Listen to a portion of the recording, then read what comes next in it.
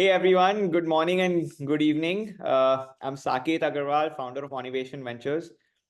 At Onnivation, we invest in a lot of deep tech SaaS companies in Israel and US, and we run their go-to-market. Uh, Today, I'm super excited to be hosting this chat with two very dear friends, Gaurav and Pulkit. Uh, First of all, thank you. Want to thank Indiaspora for taking this initiative.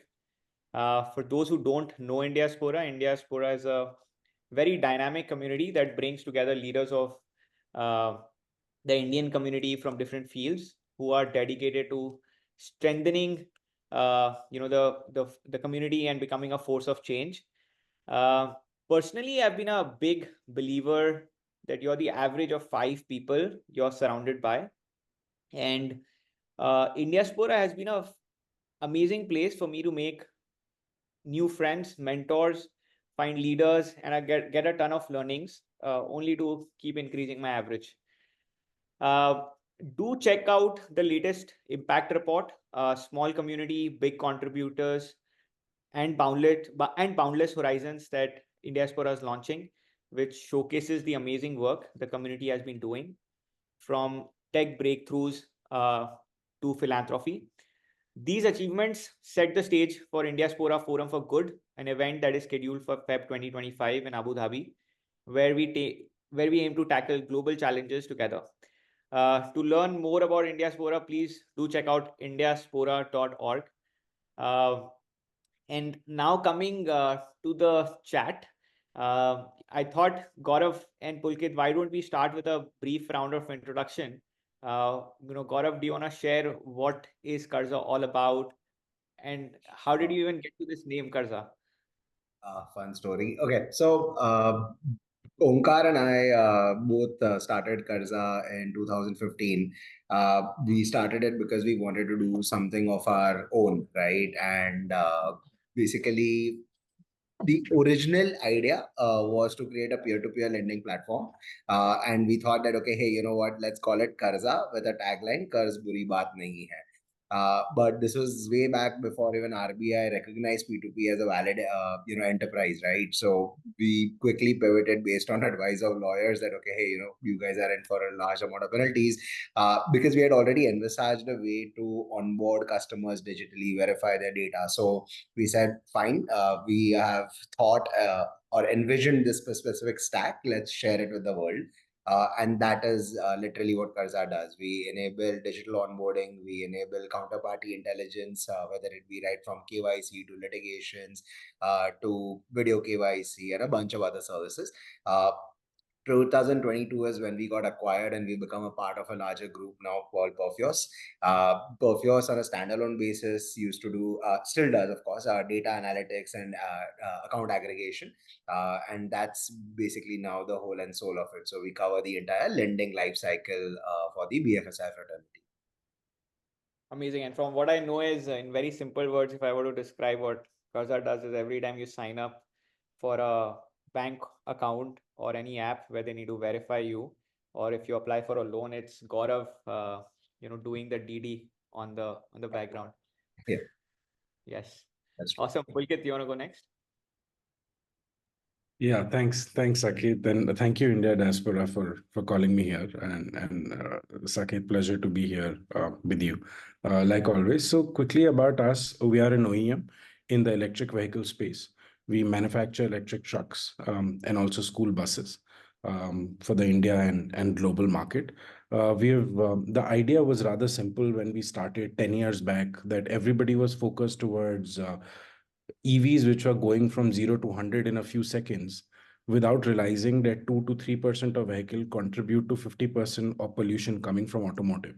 And somebody had to look at vehicles which were commercial vehicles, which pollute significantly to a city's pollution. And the idea started from there, where India is famous for many things and also infamous for hosting many cities which are very polluting. So our aim was produce vehicles which contribute significantly to pollution and cut that stack there, and then re-innovate on the process of manufacturing. Instead of cutting off billions of trees and putting gigafactories, can we look at modular microfactories? Can we look at decentralized factories? So Saket, simply put, We are not different than gigafactories. We are opposite of gigafactories. And our thinking is that we are gigafactories. Micro factories are the new gigafactories. And we are 180 engineers producing trucks and buses every day as we do this. Wow. So my first question, did you just wake up one morning thinking कि आज मुझे truck बनाना है? Like people think of making, starting a cafe or, building, uh, I building wish. something like building a Yeah. truck is, just don't even Yeah. think about it. So how did you No, come up with that idea? what The a great dream. question. The simplest answer is I didn't. My other two co-founders, I'm very fortunate to have incredible co-founders. My current co-founder, Indaveer, he's also the CEO. He looks after the whole technology aspect of it, and for almost 3 decades of his life. And when I say 3 decades, he's in his 40s, right? So since his family runs one of the largest automotive companies in India, it's a listed company, and he exited that during the time of IPO and decided to be in the OEM space from a component manufacturing. And it was his idea to totally reimagine the way manufacturing process takes place. And he and I go back to university. We know each other since we were 19. So, and he's the one during ragging time, he would increase the mileage of splendors of our seniors. So he never got ragged. And he made his first EV when he was 19 years old, right? He converted a Maruti 800.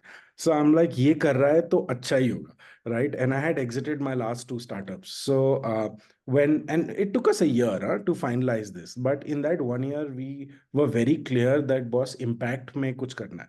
We were very clear, and at that stage I was working on pharma. I've always taken engineering sort of products to solve the impact space, right? The sector has been impact, and then this seemed like a real problem to solve, and I couldn't have found better co-founders than Harnoor and Indaveer to work together at yeah.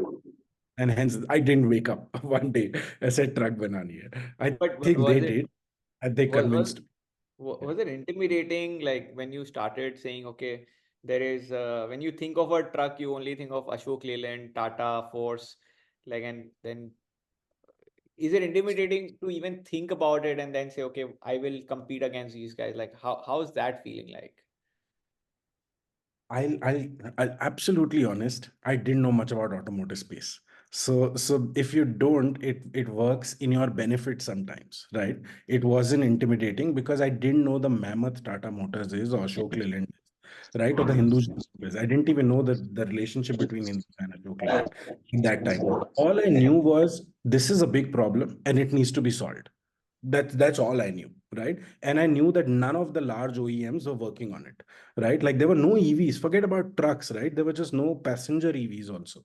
EVs were only penetrated to bad three-wheeler e-rickshaws. Honestly, that's it with lead acid battery, not even lithium ion. So if the problem is large enough, it's worth attacking it for a certain time. And of course, we were young, and it's been 10 years, right? We were young and we were foolish and we didn't have experience. It worked in our favor, I would say, at that time. And then slowly, when we started realizing against competition, we realized that the product is going to win. If we focus on product and the quality of product is good, eventually the customer will choose the best product. It doesn't matter. It's a bit like restaurant business, right? If you make the best dal makhni, right, it doesn't matter which who there are 50-year-old restaurants. If they don't innovate constantly on the product, they're going to. And listen, Nokia, BlackBerry, there've been enough and more examples where legacy does not ensure success forever. No, that's a very deep one. In fact, next question leading to that to Gaurav is, like if you look at the fintech space in India, uh, every time I travel abroad, I'm like, the system of making payments is so backwards. When you look at the whole UPI stack in India, and now you can actually pay an entry ticket to get an entry ticket to Eiffel Towers using UPI. So it's fairly like a proud feeling in a moment. So what's caused that entire fintech revolution in your mind, Gaurav? Like, has there been a big role that the government played or the banks played, or overall the Indian community that brought it together? No, so I think it started from the government side, of course, right? Their entire crackdown on black money for whatever it's worth. The intent was that okay, hey, if we can move the masses to, let's say, using digital payments, it creates a certain, I would say, accord to use, let's say, white money, right?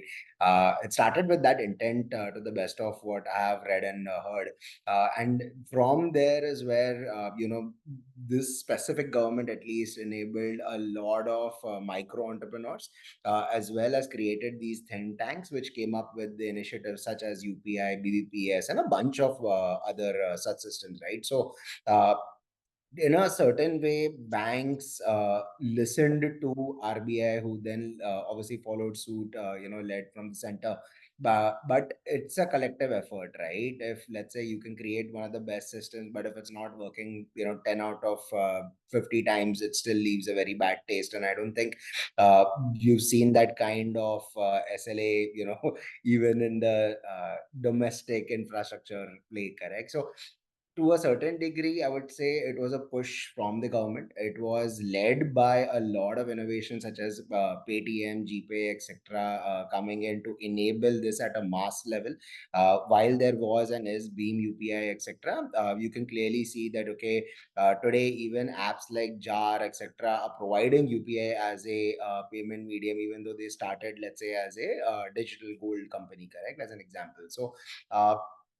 Yeah, so from a fintech ecosystem perspective, now obviously because it propelled India both internationally at an image level, as well as showcase that okay, hey, this kind of a mass infrastructure shift is possible, especially at the kind of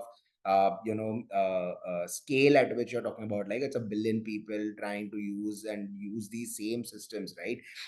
It has inspired others, and then luckily, so if you read up on US Fed now, correct, they themselves are trying to adopt UPI there in a native way. Another reason why local governments are now across the globe trying to pick this up is also to build that self-sustainability. What happens is that if a country gets sanctioned, right? So let's take an example of Russia. They got sanctioned, Visa, MasterCard pulled out of the country. In that same manner, India is right now trying to promote RuPay. That okay, hey, if for for whatever godforsaken reason, the same kind of an event has to happen within India, right or wrong, uh, the country should be self-sustainable and it needs to be equivalently digital to, let's say, if you have to benchmark China or any other developed or developing economy, digitally speaking. So yeah, I think without the government's push, such a scale and such kind of a success is not possible. So this one I'll definitely give it to the government. Yeah, you're on mute, Saket. It's fascinating. Every time you think about banks, enterprises, especially fintech, the fintech industry is known for not changing Yeah. and not moving fast enough. You've heard of NDAs taking 1 year to get signed.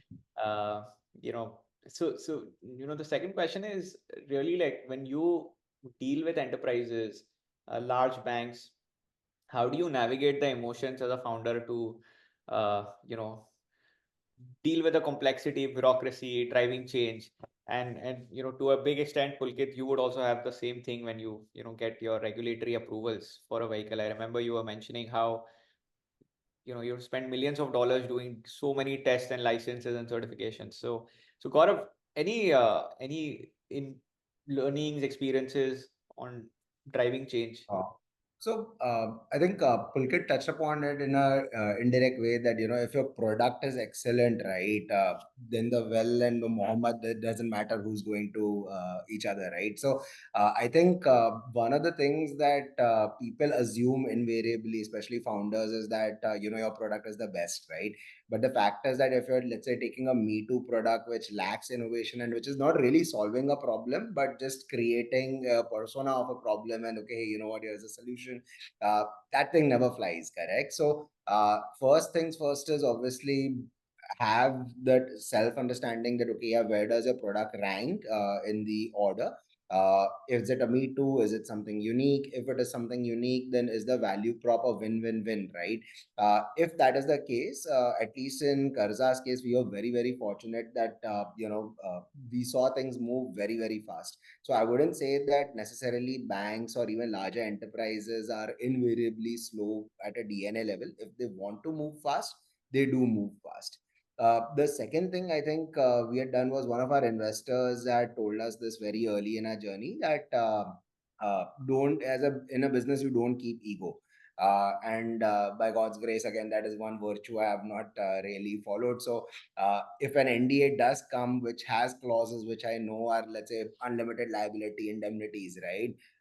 I know that, okay, hey, you know what? Like, if there is that kind of an event, I any which ways have to face the brunt, right? Irrespective of what is written on a piece of paper. So, may as well accept it and move on. So, to a certain degree, we were cognizant of the risks that we were taking. And obviously, we had that self belief that, okay, hey, our systems were clean and clear.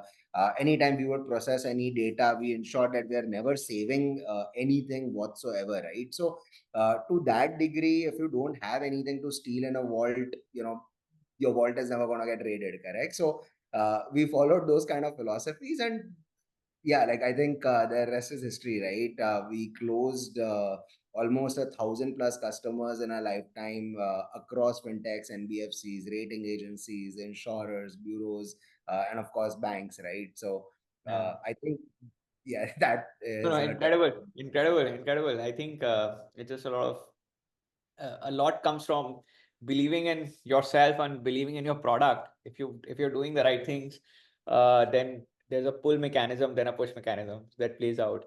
Pulkit, in your industry, like one thing that I always keep wondering, like today you decide to, first you dream of building that truck, you found those co-founders, who dreamt, then you joined them, and it takes almost like 2 years, 3 years.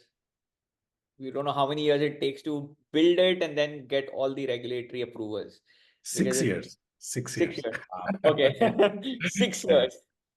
How do you emotionally deal with that? Like as a founder, we want to build this. You're telling people you're building this amazing electric vehicle company, and they're asking you when is it gonna come? Wow. Okay. So, you know what? The funny part of entrepreneurship is, and I'm sure millions of people around the world will resonate, that if you are uh, unsuccessful in a business which you start, and your family is going to be like, you never spend time with us, you'll miss your daughter's first birthday, her first steps, and you won't be able to drop your kid for the first day of the school. Your parents will miss you. Your friends are going to say you're never there for our important occasions. But even if you're successful, it's exactly the same.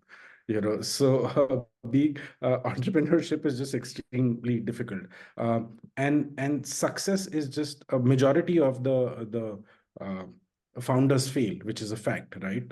So being emotionally present on day-to-day wins is so important, because as a founder, all I see when I enter office is what is going wrong. And that's just the nature of being a founder, is you focus on what is wrong, because if you see everything right, then what's the point of solving? You're not solving anything. And sometimes it starts playing on your mind too much, because constantly you're trying to fix things day in and day out. And it's a lot more to do before you have a team. We were a team of 12 engineers for the first 6 years, which built the prototype, which we just built a chassis, right? We first started with wood, then we used aluminum, then we used steel, then we got a few metals together and we tested it. It was just, it's a process of elimination. Is still you find tungsten. You have failed hundreds of times to find इस wire से bulb जलता है, right? And that's what product engineering is. I think family is just so important at that stage. There is no other way to say it, right? Which keeps you calm and say, carry on. I have a very supporting wife. I have very supporting family, which keeps us on. And that's where co-founders are so important, because it's impossible that you don't get down. You do get down. You're like, ye chassis bhi nahi chali yaar. This chassis also we cracked, right? And we've been working for the last 8 months for it, right? And then they come in, okay, let's try this. And I think it's a whole ecosystem, right? And Saket, we know each other for a very long time. That's where the whole ecosystem of investors, from co-founders, from family, everybody comes together to support you. There will always be more people to bring you down and lesser people to bring you up, all, and that's unproportionate, right? Like there'll be 100 of people to bring you down and 3 to bring you up. Idea is to surround you with both in the right proportion, and age teaches you that. Yeah. No, Both play an absolutely. important role. Both No, play an important. absolutely, absolutely. I think the everyone, friends and family, everyone needs to come together. It's a lonely journey at the top, but you got to do it. But curious to know. So I've personally invested in a lot of enterprise software companies, the ecosystem for enterprise software, consumer tech startups. It's very very black and white. People know that space. When you go to raise money for building an electric truck, what do you really go through? Like, how easy, difficult is it? Do people even understand what you're wanting to do? And it's not a small amount of capital, it's a lot of capital when the returns come after a long period of time. How does that how's that played out for you? Um, I Also, don't think. any specific learnings that you may want to share, because I think now the next wave of Indian tech companies that I'm seeing personally is manufacturing, real products, healthcare innovations, and these guys usually have a lot of challenge in getting the right kind of investors to invest. Um, I don't think great question, Saket, and I think it'll be important for so many people. I don't think raising any amount of money is easy. First, you're raising $500,000 or $500 million. You go through the same grind. Fortunately, now it's a lot easier to understand different pockets of money and industry focus by people who are investing in. Right? At least 10 years back, they were just investors. Just that, as opposed to investors who come in series A, series B, series C. Their investment theses are a lot more clearer, and I'm guessing it will keep getting clearer, so it's easy to shortlist, right? It wasn't that time, right? So we didn't know if we were it was just impossible to know what was their internal thesis before you start reaching out. I mean, when you're reaching out, if you know this, it saves so much of time, right? Yeah. Like if you're reaching out to Sequoia, they have X number of funds. Each partner looks at this, and each of them has this focus. If you know this, it's just so much easier to reach out to them. Access, fortunately, has not been a problem for us, but knowing is important, right? That what they are focusing on. The learning has been for us to focus on core technology, to identify the right people, and then tell them that the potential of this technology. Unfortunately, on our side, what we were doing was the first time in the world. Nobody had worked on a microfactory. Nobody had put a prototype using composite material. Nobody had created a chassis which could take 1 ton to 20-ton payload. Um, and there were people who were so-called the gurus in EV had also not worked on something like this. So for VC to understand automotive ecosystem was anyway difficult, and then a complex EV ecosystem was even more difficult. So our work was not only to convince them, was also to educate them. So we realized it very quickly that we first need to educate before convincing, right? And that was, and when you're dealing with difficult products, start with educating the people. First choose the right kind of people. And I mean, simply put, Saket, if I have to cut down a tree in 1 hour, I will use the first 55 minutes to sharpen the axe, and then the last 5 minutes to cut the tree. So before you start reaching out to an investor, identify who you're speaking with, what do they like, what is the industry focus, who have they invested in, blah blah blah. Understand that, speak to the right person, and after that, if they do not understand it and they're just sitting with money, you then educate them and then talk about a company. You come in the end, because you might give your best pitch and you'll realize that person doesn't even know, right? So what's the point? And that's the process. Now when we raise money, we actually bring a bunch of products in our factory, and we showcase to our investors that this is our product, this is what exists in the competition, see it and evaluate it yourself, right? So we go a long way in educating. That we learned a lot. Yeah, no, that's a fair one. I think in your case, people want to see the real product, and it's a chicken and egg situation. Till the time you make the product, the money doesn't come, and the money. Yeah, my And visit to the factory is Saket, sorry, one still more overdue. thing. Yeah, one more thing. The goalpost keeps changing all the time, Yeah, right? First, he was saying, "Give us money, we'll build one prototype." Then you're like, and then once we built a prototype, they were like, "Oh, but how will you get the supply chain in order?" Then we got the supply chain order. They were like, "Oh, but how will you build a factory? Oh, how will you scale up the factory? How will you get employee?" So the goalpost keeps changing. And such is the nature of business. Making a prototype is nothing to do with commercializing. Those are two very, very different problems to solve. So, getting patient backers who look at you and also assist you in going forward is the key. So, always look at investors who bring more than money. Is win. I'll go quiet. You were saying something, please. no. I was saying my visit to the factory is overdue, so hopefully soon. uh, But Gaurav, jumping the gun from capital raising to PAT, profit after tax, it's a very you know of late it's becoming more prominent. People are talking about profits than valuations. But what fascinated me about your journey is that you've been 7-year old company Karza, and you've been profitable for 5 years out of seven.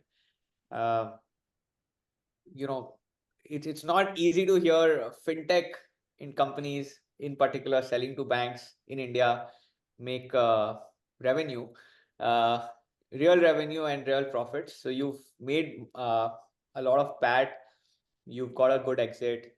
Any learnings that you want to share? How did you do it? Sure. So I think, see, to be very honest, I have never understood, the loss leader concept, right? Per se. I mean, I get it, but any business, the Marwadi principles sort of teach you that, okay, hey, you know what, you're running a business, you need to make money, get money home, right? Now, the one invariable assumption that sort of media drills into you is that, okay, hey, you know what, A raised so much money, B raised so much money. So a few first time entrepreneurs especially think that, okay, hey, you know what, money is an endless supply, and but they fail to see that, okay, ultimately your value is the equity that you hold, which is what is shrinking, right? So when we had to go raise our first round, it was very, very difficult, right? Two CAs running a tech company was kya kar rahe log. So which is where we diluted a significant amount upfront itself. We gave very, very cheap valuation because we understood, okay, hey, you know what, it'll take time for people to have that faith and belief in both the space and us. So once we had raised the money, we knew our product market fit was set. We hustled our way through. We had two options: either then you again go out raising another large round, or you just run a company which is built on the principles of traditional businesses, and you grow as rapid as a VC funded company by just hustling. So I would say that almost, I think every employee in Karza, at least during our heydays, were functioning at 120% bare minimum, if not more. We obviously rewarded them very, very well. We still pay above market salaries in a way, but it was only for the right talent and if the talent is delivering. So that was sort of the periphery that we chose as okay, hey boss, is tarike se company run karni hai. And that worked for us, right? It used to be very intimidating because our closest competitors had raised like 15 million, 20 million, and we were at like 800K, right? And we said that, dude, it's okay. Like, there were, in fact, I still remember right before we had gotten acquired, we were evaluating companies to acquire, right? Because we had money in the bank and we said, Abhi kare kya iska? So basically, yeah, like one thing I did try, I think in around 2021, I had entered the market to do a fundraise to start US ops. That, okay, US is a very large market. We believe that, yes, whatever it is that we've built for, India can be replicated there. And a bunch of VCs said that, no, first you have to build the products, show traction there, then we will give you money. I said, but then I won't need you, right? I need the money to invest there. So that was the chicken egg problem like you mentioned, right?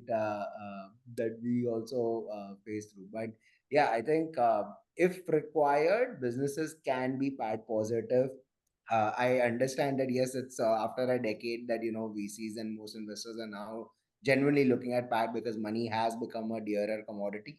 But yeah, like I think irrespective of what the world says, ultimately, if you're entering the business ecosystem and you're a founder, you should be founder to yourself. You need to ensure that there's value creation across the stakeholder network, and that doesn't happen when you are incurring losses, right? There is someone losing.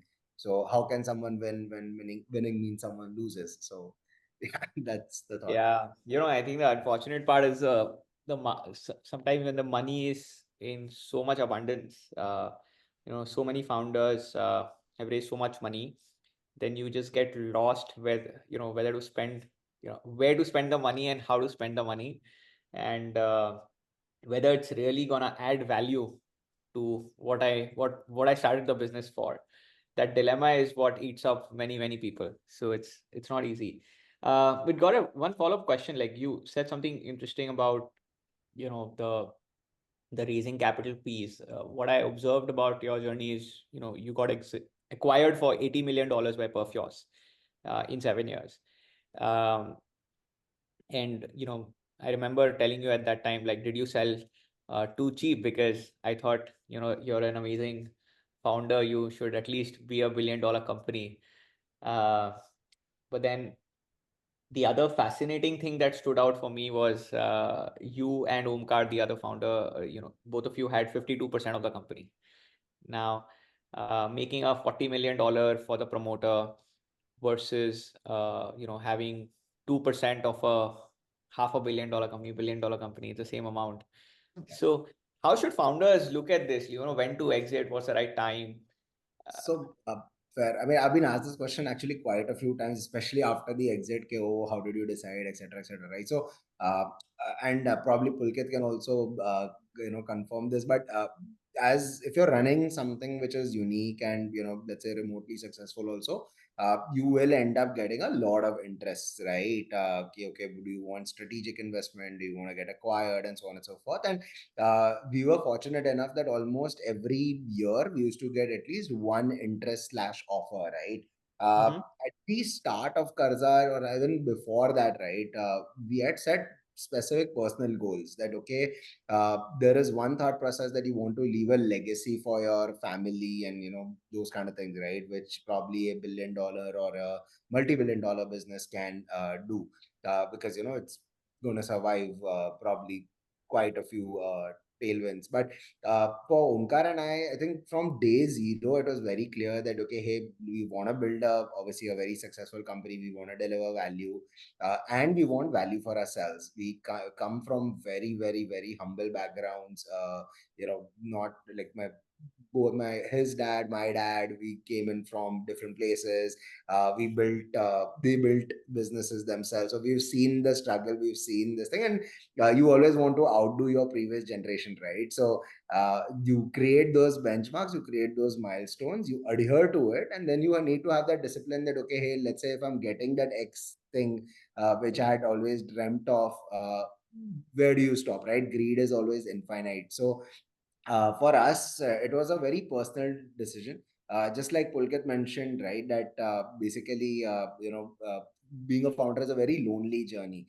And I knew, like, for me, it was, my wife was about to deliver, and I only heard horror stories about how expensive kids are. So I was like, boss, that reason alone was enough for me. Ki, okay, boss, abhi paisa lagega. So it's okay. Yeah, that was my primary motivation. No, incredible. Uh, so Saket, like, if you don't mind, I have a question for you. You yeah, know, yeah. we're talking about PAT, and we are also gross margin positive, and I think we are the only EV truck company in the world gross margin positive, which majority of the people are losing thousands of dollars with each vehicle they put up.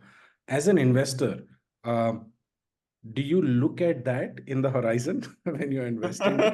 So happy to learn that EVage is making pat already, being an investor. So that's a good news. Thank you for sharing. Uh, Personally, look, I bootstrapped my company. We've been profitable from day zero. Um, so the personal bias, um, I just don't understand how can a business not make profit after a short stint, especially in a business which is services driven. There's an opportunity cost of the founder that is starting it. That if you factor in, you see the math.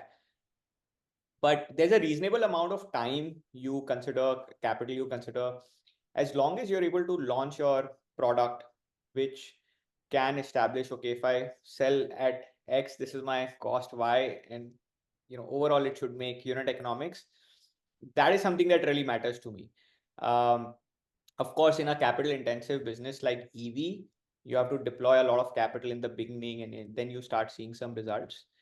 But it is very important for the founder to know how will he make profit after a certain point of time, which sometimes shockingly is not very clear to many founders. Like they're like, okay, we'll just acquire users and then we'll figure out monetization, um, versus okay, knowing at some point this is how I will monetize. But Saket, I have a follow-on question here then. Yeah. So had you envisaged, so today Onnivation, I believe, is live with, hundreds of unicorns and unicorns as well, right? Across the tech ecosystem in India, as well as now in the US. So when you had started, right, my question is, did you actually envisage that, okay, hey, this day I will, I want 100+ customers who are paying me so many $100,000 in ARR and so on and so forth, or was it a go with the flow strategy that worked for you? Yeah, I think just go with the flow. I didn't even know, to be honest, what cloud was before I started. Cloud was literally cloud. Uh, yeah, genuinely. So I think it was being a CA. I understood like the value of money, like where do you spend time that generates the ROI. And the first project that we worked on at a unit economic level, it generated very, very handsome profits. And I saw that trend of SaaS, as an industry growing. The B2B sector in Israel and US was very strong. The B2C sector in India was very, very big. So once we solved one problem for the Indian companies, and they were willing to pay for it, it's always hard to get Indians to pay for software. And we established that people are willing to pay big money for your software. Then you just double down on the trend, like you just ride the wave.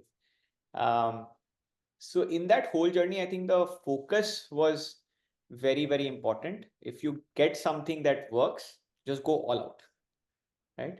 And that's what got us here, uh, and nothing else, to be honest. And of course, I did not have any idea this is what we will be doing, or I will be the guy, CTO of a decacorn will call when they have a cyber attack, right? Not knowing technology in the real sense. Yeah. Saket, when you started investing and how you invest now, I'm sure the thesis has changed a lot. What would be the key things which have changed from then to now for you? What do you look for in a company now than what you looked 8 years back?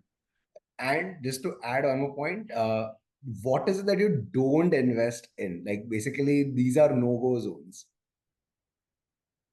Okay, so four different questions, but let me just start with Gaurav, what you asked. I think the first no filter for me is the founder. If the energy is not good and I don't feel like the guy is street smart, guy girl, and they don't have what it takes to ride the wave, that's a big no-go.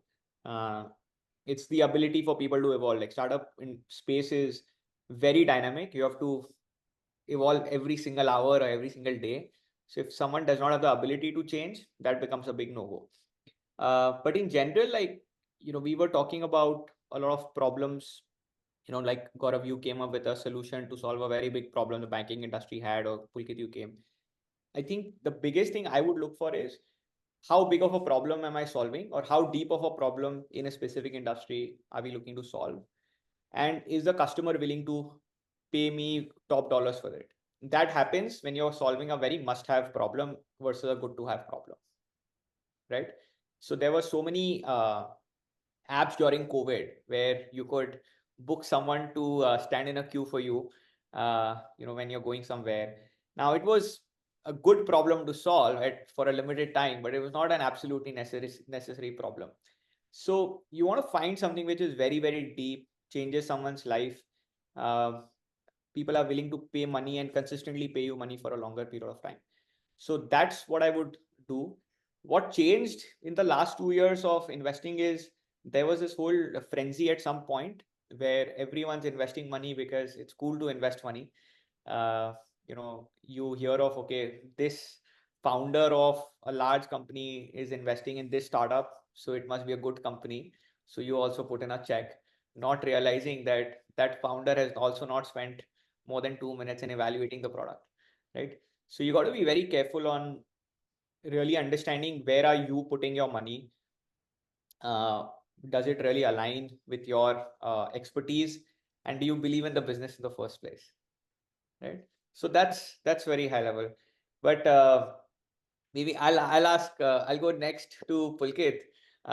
In the whole EV space, this is what very fascinating to me is um, when you started to now, is there a way you monitor like progress? Like, do you know, okay, today we launched, say, one, maybe you started with conceptualizing the design of the vehicle, and then you have to figure out the battery, the chassis, the so many components.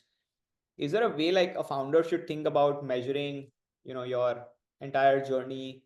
Are we on the right track? Like, it must be very unnerving every day when you wake up, like, are we even doing the right thing or not? So how do you deal with that? Man, a deep question. But simply put, you become what you measure. And it's important to measure the right things. If you don't measure the right things, you become the wrong thing. So there are few straightforward, non-negotiable measurement, which is the number of vehicles in this stat time coming out of the assembly line, right? Then there are strategic things. If you need to create an EV stack to be a winner, which will be the technology breakthroughs in X number of years? What do we need to do now? Unfortunately, the R&D in automotive goes in years and millions of dollars. So if I need to be a winner in 5 years, I need to start working on it now. And it's very difficult to predict it 100%, right? A lot of the best of the companies around the world get it wrong in technology. I'll give you an example. For example, somebody might say solid state battery is the best battery which is working on. But you don't know, in 4 years' time, something else might come up, right? Yeah. Which might be better, and you spend billions of dollars in it. It's just something as simple as battery technology. So you have to be flexible, but at the same time, focus towards certain technologies. So our aim, so it works on different streams, and it's very difficult to, you need to realize first is that you will do R&D for 10 things, out of which 8 or 7 will become obsolete in a few years, right? And few will carry on. So it's a whole system of creating those number of hours and allocating that amount of money to work on technology like this. It's less to do with consumer behavior changing. What does a consumer want in trucking industry? Go from point A to point B, safe होना चाहिए, सामान safe होना चाहिए, driver safe होना चाहिए, comfortable होना चाहिए, and थोड़े पैसे बचाने चाहिए, right? That's all. If it's green or not green, usually the driver owner doesn't care that much, right? What matters is saving money for majority of the developing countries. So which technologies will enable us? And it's a process which we learned through failure. We worked on a lot of things which we then realized, "Nahin yaar, this is we need to, like stop loss, right, and move on to the next part of it." And it's different with different business. With automotive or a product business is extremely different than probably what Gaurav would do. But I think it's fair to say that all of us need to spend time and money in areas which we think will make a customer win. That needs to be step one. What will make a customer win or save money or save time or benefit in certain way in a certain period of time? What will enable, knowing very well that during the course of time that might change. I'm sorry, I don't know if I answered a question or confused No, you. it's very, very, very real because if you look at the whole space that Tesla is going through.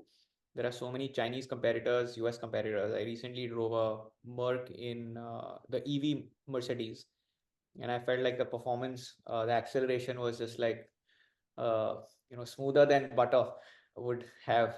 And then I was feeling like Mercedes was also going the extra league. They're not like being slow. Probably they've found something better, and that cycle is very hard to catch on. You have to be always switched on.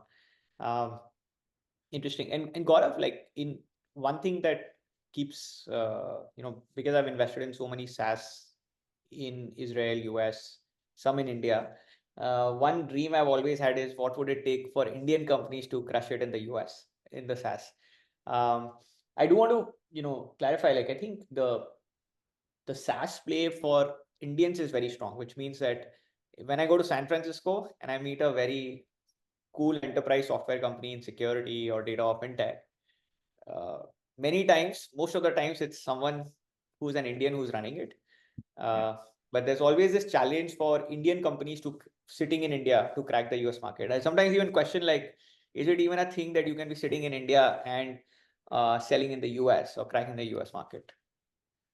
No, so I think, see, you can't, I mean, not always, but you can't sit in India and think that, yes, you're going to do, let's say, splendid SEO and, customers are going to just come in like flies on a sweet, right? So the idea is that you can have your development center in India because you have that cost arbitrage indirectly, right? Of course, it's going to be painful because of the time difference. Like the front-ending team who has to touch base with the customer, who has to understand the problem, get that constant feedback, ensure that that feedback loop is again fueling the next product feature or defining how your business roadmap needs to shape up. So there it has to be a mix of both. You cannot be in one center and expect the customers to basically be okay with just talking with you remotely. It can work once or twice, but I don't think that it can become a then a very large entity, right? You have to have a very deep sense of the customer pulse. I think that really worked for us in Karza, for instance. If I have to draw an analogy, our tech, 99% of the companies you hear who are in BFSI will have their tech in Hyderabad or Bangalore or somewhere else, but they'll have a front end office in Bombay. We were probably one of the only folks that I know of who had their tech center in Bombay itself as well. So my intent was very simple. Number one, I hate to travel, so I don't want to do the Bombay Bangalore circuit. But more than that, it was that okay, hey, you know what? The space that we are working in is changing so rapidly. I used to sit on literally top of my developer's head. Ke, bhai, tu, I need this feature within a week. Get it done, right? So there's a very big difference that happens when you are in front of the customer or even in front of the talent that you need to uh, uh, you know get things done from. So Yeah. don't necessarily agree that you can sit out of one place and Yeah. No, perform magic. absolutely. And Pulkit, just one follow-up to you is on the quality aspect. Like, in India, we've also been, there's this whole perception, especially in a space like automotive vehicles and others, like the attention to details, the quality. Somewhere, there's this perception, if it's made in India, it's not probably the best versus what is made in Germany. Uh, have you had any time to reflect on it? Like, does it personally bother you? We're gonna really smash it and uh, be known for that extra attention to detail and quality when you export specifically. Quality is a perspective. I will put it this way. First, one has to understand what does the customer want and what are they willing to pay. If you're Yeah, driving a Mercedes US and you're willing to shell $300,000 to get that butter kind of acceleration, you're paying for that acceleration, and that is quality. They put the best braking system, the best powertrain, high voltage architecture, whatever it is required. If I'm making in India for a customer who cares about every $1 and cares, I need to understand what the customer wants first, right? And that hierarchy needs to be absolutely crystal. If you're confused, you're going to make a rubbish product, right? What does the customer want and what is he or she willing to pay? First is that to understand. And if you make that, it's quality. Simply put, right? If the customer doesn't want the best, how do I say, what is okay with the plastic finish, right? For in the rear view mirror, let me put it this way, or it wants a glossy platinum surface, glass surface finish, and is willing to pay $500, I will put it for $500, no problem. But if a customer is not willing to pay for it, I'm not going to put that. I'll put something which is safe, but quality is what a customer is willing to pay. So we are making for the Indian audience, we are making for the trucking industry where every rupee counts. We'll make the safest product, we'll make the most efficient product, we'll make the product which makes customers save money. If the customer wants something extra, you pay, you add on, and you keep doing it. So that's how I understand quality, not the way anybody else understands quality. Interesting, interesting. Yeah, I think for me personally, quality is also a lot about attention to detail, which you also very finely articulated. A lot is also driven by, are we doing the right things that makes the customer experience very smooth? So when I look at enterprise software, a key difference I see in software A versus software B is how easy is it to be integrated, up and running, and to use, and that transition is happening. Like, it is so painful to be up and running with a SAP or a Salesforce or a Oracle, and you need a bunch of services players to come and deploy it, versus the new age companies, which is literally like plug and play, right? So I think that's been a big shift. um, One, I think we have few minutes left, but one deeper question I want to ask Gaurav is, now that you've got an exit, you sold your company, uh, and you'll be looking to do your next thing. It's always this dilemma because you had a baby for 7 years. Now you've given it to someone else uh, to grow the baby. How do you deal with that, and how do you even figure out what to do next? Because you're so used to being in a Yeah, so space, I'm going doing through product that company. as we speak, right? So, see, I think the first part of the question, correct, giving the baby away, that part I got wrong. I thought I was, emotion, like I'll be able to be very objective. It's only a transaction and, like, be building a business and blah, blah, blah. It's only post facto that I realized, the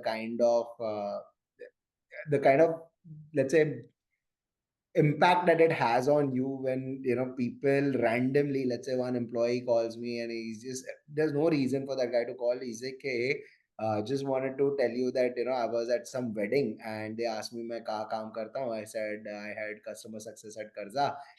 The person was a banker. He said, oh, I love what you guys have built, etc. So the thing is, those little feedbacks then you keep hearing, right? You then realize how much you miss that baby, right? So yeah, it's not an easy decision, irrespective. Rather, the decision is easy, but it's not so easy to live with that decision later. That's something I learned the hard way, I would say. In terms of how to find, let's say, anything that you want to do next, right? So, see, just like you, even I didn't know, right? कि भाई ये करना है. It's just the go with the flow thing happens, and destiny sort of takes you wherever it has to. But yeah, in terms of, I personally like the EXO kind of the format, right? Where very little capital, but the growth can be exponentially charged. Uh, so similarly, I've created like a no-go, segment, right? That, okay, I don't like brick and mortar. I don't like services where you're dealing with people more than tech or so on and so forth. So and if, let's say, I just carve out this, and then any other idea that comes around, again, the idea needs to origin from a very real problem. And usually, at least the mistake that I've seen a few other entrepreneurs make is that immediately after their exit, they quickly jump onto the next thing, right? That they have thought about without thinking about the fact that, okay, is this really solving a problem? So for me, I'm trying to find problems in my day-to-day life now actively, which then I see that, okay, hey, is this worth solving? And that's literally the thought process that I'm going by. Yeah, amazing. For all those who are listening, I can absolutely say if you have problems, please share with Gaurav. Yeah.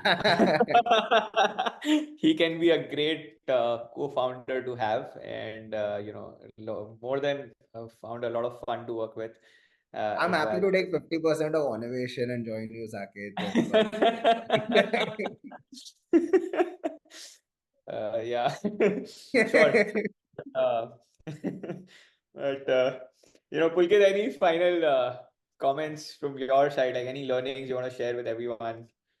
Um, uh, s- uh, yeah, the we've spoken about going through flow, going in a flow, which comes naturally.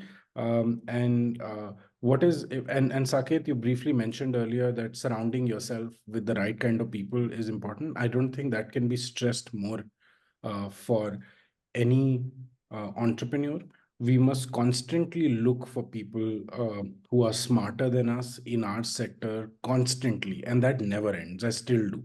I thrive on it. I still write on LinkedIn to my heroes on messages. I DM them saying, "Can I get a chance?" And you'll be amazed with my success rate. It's amazing, right? I think it's around 5 to 7%. I still get reply. What do people who will be like, "This is impossible to reach," right? So thank God the social media has achieved that. But I really get my kicks out of meeting people who are much smarter than me in every aspect, and thankfully world is filled with those kind of people. So so the final words from my end is, this is easy to do. And a lot of entrepreneurs are willing to spend time. If somebody goes that additional and pokes you and say, "Listen, I really need 5 minutes of your time," if you have that hustle in you, entrepreneurs will spend time. And just I think that needs to be really focused on. Of course, strategy will come in later, and some things come with age, right? And some by age I mean age in a business, right? And that will come in, but always focus on a part of finding the right kind of people who inspire you. And that will come into you becoming a better operator in your business. I'll end with that. Oh, no, amazing. Thank you. Both of you also part of my core group to inspire me personally. It's always fascinating. Uh, I think I just want to summarize, some key learnings for everyone here in this conversation. There were so many things we discussed, but few things that really stood out for me is like it all starts with a self-belief.